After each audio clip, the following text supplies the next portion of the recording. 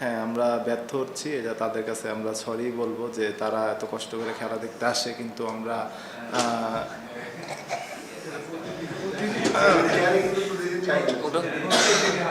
সম্ভব সিজনের first time Noakhali 150 touch করতে পারলো, বাট কি বলে এই উইকেট আপনি কি ওটা এনাফ ছিল রানটা?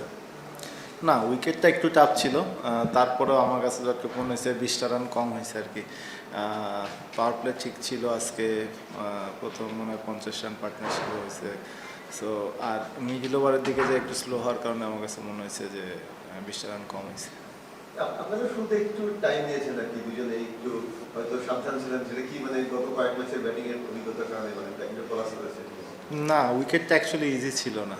উইকেটটা একটু ডিফিকাল্ট ছিল, একটু মানে স্লো আসতেছিল, স্টিকি ছিল, মানে অত পেস ছিল না, ডাবল পেস আসতেছিল আর কি। আজকে ম্যাচ শুরুর আগে আপনি অনেকক্ষণ অনুশীলন করেছেন, নিজের ব্যাটিংটা নিয়ে সত্যি কাজ করেছেন? না ভাই, একদিনে তো কোনো কিছু হয় না। না, রেগুলারই করতেছি। আপনি হয়তো আজকে দেখছেন, প্রত্যেক দিনই আসি আর কি। আমি একটু জানতে চাচ্ছিলাম, আপনাদের প্রত্যেক ম্যাচে ডিফারেন্ট প্লেয়ার নিয়ে আপনারা মাঠে নামছেন ফ্রম দ্য ভেরি বিগিনিং, মানে একটা কারণটা কি, মানে কম্বিনেশন প্রায় শেষের দিকে টুর্নামেন্ট হাফের বেশি হয়ে গেছে, এখন আপনারা কম্বিনেশনটা সেট করতে পারেননি, রিজনটা কি? কোচ কি বলছে আপনাদের? কোচের সঙ্গে যদি আমাদের কথা হওয়ার সুযোগ হচ্ছে না, কেন এরকম হচ্ছে? নোয়াখালীতে একটা আমরা যদি দেখি কাগজের মধ্যে ভালো team, Hasan Mahmud through out the tournament ভালো বোলিং করছেন, বিদেশের ক্রিকেটও কিন্তু পারফর্ম করছে, বাট মাঠে কিন্তু রেজাল্ট আসছে না। না দেখেন, ওভারঅল আমাদের ব্যাটসম্যানরা এরকমভাবে ক্লিক করতে পারে নাই। প্রত্যেক ম্যাচেই পাওয়ার প্লেতেই 3টা করে উইকেট চলে গেছে। সো এটা ডিফিকাল্ট এবং রানও হয় নাই। তো এইটা একটা বড় সমস্যার দিক বলবো। এই জন্য হয়তো বা উনিও খোঁজার চেষ্টা করতেছে যে কাকে দিলে টিমটা বেটার করবে, ব্যাটসম্যানরা এখান থেকে ক্লিক করতে পারবে।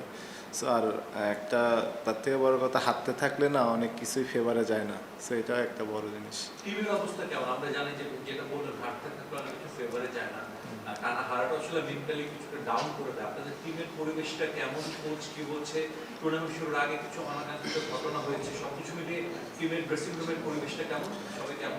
পুরাটা তো বলতে পারবো না। আমি লাস্ট যে কয়েকটা ম্যাচ আমি খেলছি, এখানে সবাই একটা ম্যাচ জেতার জন্য অনেক মরিয়া হয়ে আছে, সবাই চেষ্টা করছে এবং মানে সবাই বেস্টটা দেওয়ারও চেষ্টা করছে, কিন্তু হয়তো বা কোনো কারণে ওইটা আমরা ক্লিক করতে পারছি না।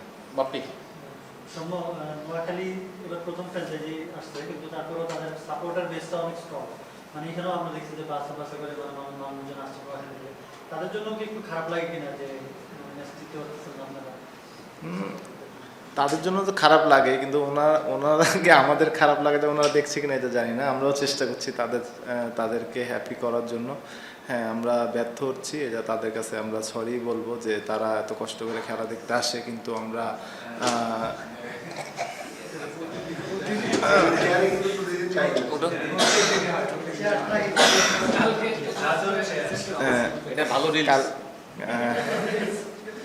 আমরা চেষ্টা করছি তাদেরকে। অ্যাকচুয়ালি দর্শকরা তো রানের জন্যই দেখে, তারা এনজয়মেন্টটা অনেক করে যে মাঠে রান হবে, উইকেট পড়বে, কিন্তু আমরা সেইটা দিতে পারছি না।